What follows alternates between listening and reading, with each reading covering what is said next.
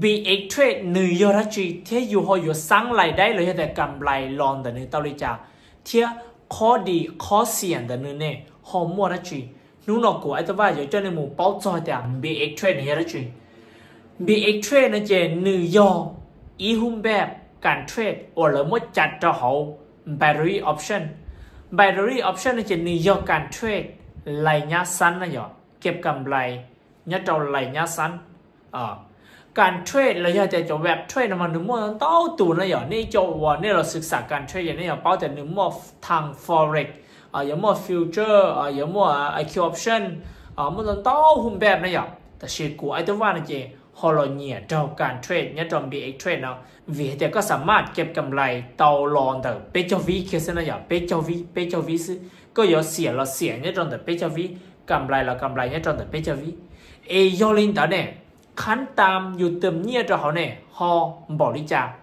ขั้นตามเติมเนี่ยจอม BX เทรดจะ$1ซะนะอย่าเราอย่าแต่เหรียญซะนะขั้นตามยอลินเตอถ้าอยู่เทรดเลยอยู่เขาต่อกำไรรอเชื่อมบริจาคnhớ trong BX trade nó là yếu thể cho có yếu chua cho 3% công cầu đó nhở nhớ trong được có khó tốn thường bị xử lý thì cú lò trade ý máy cú cho $9 đó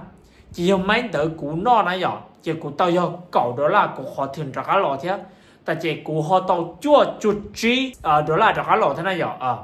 chỉ khó nó chỉ muốn mua luôn cú khó tốn thường thế thì tao tăng cho $9 chua chút $3 cho cá lò này nhở cho nên tới chỗ cá lia cá chúa là nó nè họ vô đã chi nó này rồi chỉ giờ dùng một bí dùng gì lò còn nè chỗ mười mai rồi cho đến chỗ chỉ tao báo cho này rồi còn nè cho sập sồn này rồi chỗ cá lia cá chúa là nó chỉ nè mua bí dùng gì lên cho nữ vô tua sản nhà lạc đỡ ta lạt nó này rồi ta lạt lô xử lý thì giống một ta lạtทองคำnày rồi ta lạt ทองคำ Ethereum หรือ Bitcoin นั่นนะขึ้นกับให้แต่เนยโยเราใส่ลุตลาตือว่าเนยโยมูเทรดเราย่อจะมูซื้อขายนั่นนะหยอกปีจื้อเรียแต่ย่อเรื่องการจะลุตลาทองคำนะหยอกทองคำจะย่อให้แต่ตาชีนอนะตูราคากู้หนึ่งเยนะเจเนยโยปอต่อแต่หนึ่งโยเตอจะแท่งจัวดาวดัวนะหยอกย่อให้แต่ตาชีนอราคากู้นะหยอกหนึ่งปงเจเนยโยปอจะแท่งเลี้ยnữ ô lia đầu đùa một bí dùng gì đi nó xứ chỉ cần hay thìอยู่ลงchân taoแต่ลูกแพลตฟอร์มแต่nó nữปวดทื่อนั่นนะอย่าปวดนักเสือถือนะอย่าchỉไปอยู่ลงเจียให้แต่เช็คตัวราคาแต่nó nữปวดตรงลีหรือลูกแพลตฟอร์มเลยแต่ปวดตรงลีตลาดโลกนั่นนะอย่าไปซื้อเลยแต่ตัวราคาตัดสินnó nữป้องเปลินแต่จะไปผาเต๋อนั่นนะอย่าไปผาปลอบปัวนะซะchỉ nếu muốn chơi ta là lôตัวราคานี่ยันแต่ไปผ่าเปล่าปัวเต้เลยจะเจ้าเราจะจุดเด็กเกี่ยมเมย์ซะนะหยอกเจหนึ่งน่าเชื่อถือนะหยอกหล่อเจ้าออกข้อเกินเก่านะหยอกข้อดีข้อเสียแต่ BX trade เนี่ยเขาลงลิจานนะหยอกข้อดีเนี่ยจน BX trade นะเจหนึ่งสะดวกสบายย่งยีเชื่อให้เดียตัดชีเนาะธุรกิจโลกนี้ลงลิจานเราก็สามารถสร้างรายได้เตาเก็บกำไรเตา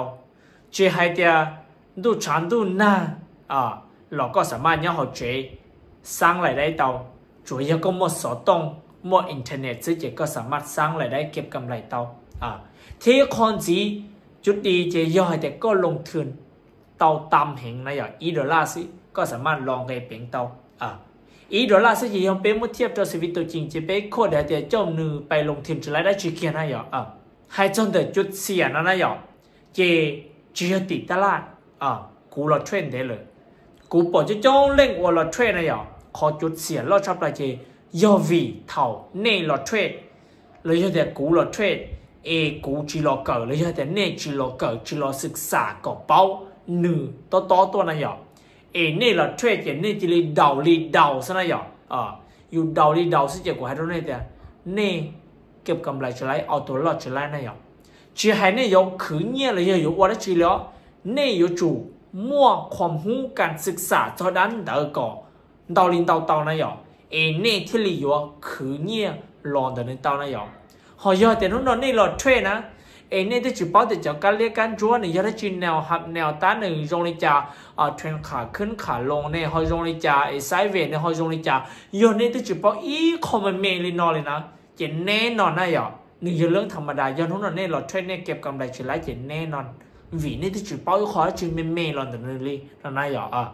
เจ้าขอจุดเสียเจ้าย่อยแต่เจ้าจงเร่งเราเทรดเจ้าเราชิลอศึกษาเจ้าเราสามารถติดลบไลท์พอจุดดีแล้วเจ้านื้อสะดวกสบายย่งยีย่อก็เราศึกษาเจ้านื้อย่อยส่งทางว่าคือเนี่ยเราก็ย่งยีเท่าเราจึงตอบแทนเราก็เชื่อเห็นเราอยากโจ้จุด10%เราแต่ก็ขอต้นทุนอะไรอย่าง